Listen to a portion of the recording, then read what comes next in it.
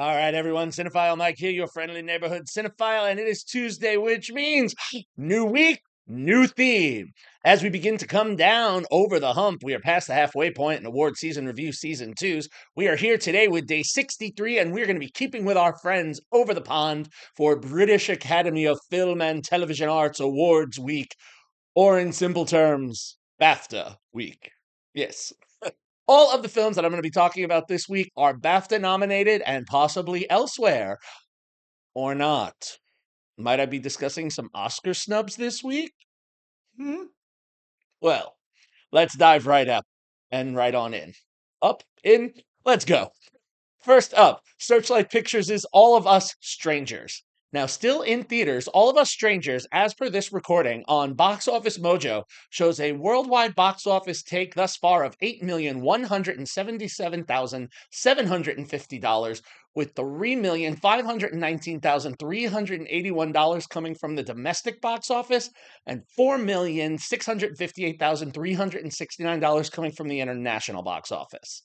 Now, All of Us Strangers, written and directed by Andrew Haigh, has been an award season darling, all except for, rather shockingly, the Oscars. And I truly believe this film has some of the major snubs around it. But I digress. Let's focus on what it has achieved. Now, of the 10 categories it was longlisted for at the BAFTAs, it received 6 of the 10. It is nominated for Outstanding British Film of the Year, Best Director, Best Adapted Screenplay, Best Casting, Best Supporting Actress for Claire Foy, and Best Supporting Actor for Paul Mescal. Now, it was shut out from the Best Film category, Supporting Actor for Jamie Bell, Editing, and Best Actor for Andrew Scott. A crime, but Scott has been recognized elsewhere, both with nominations and wins. Now, at the British Independent Film Awards, which we talked about last week, it had 14 nominations, 4 for all referenced cast members in respective categories, where Mescal did actually get the win. He tied with a supporting actor in the film How to Have Sex, which will be coming up later this week.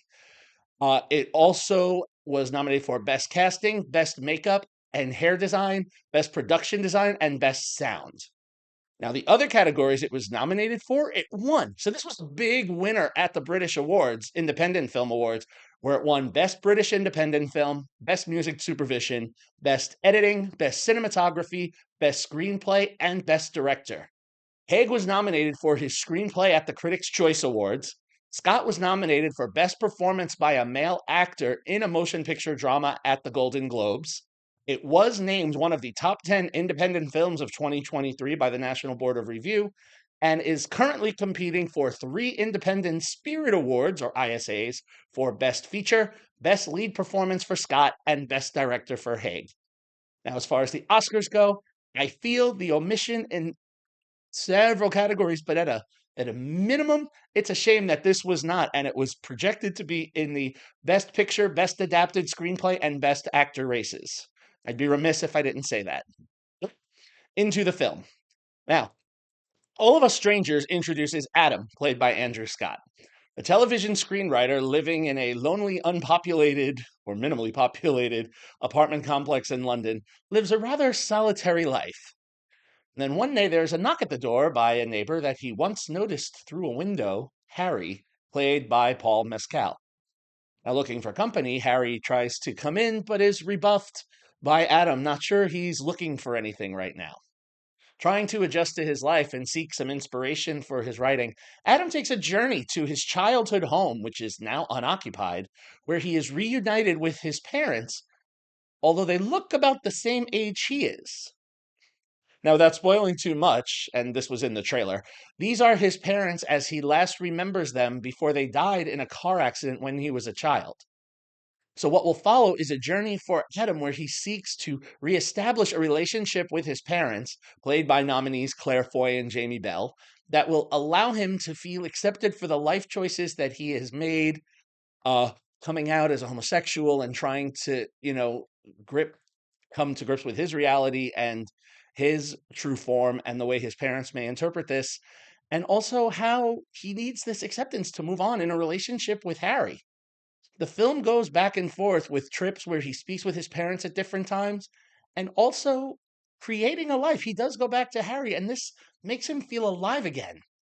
But how will all of this play out? That's what I'm not going to say any more about.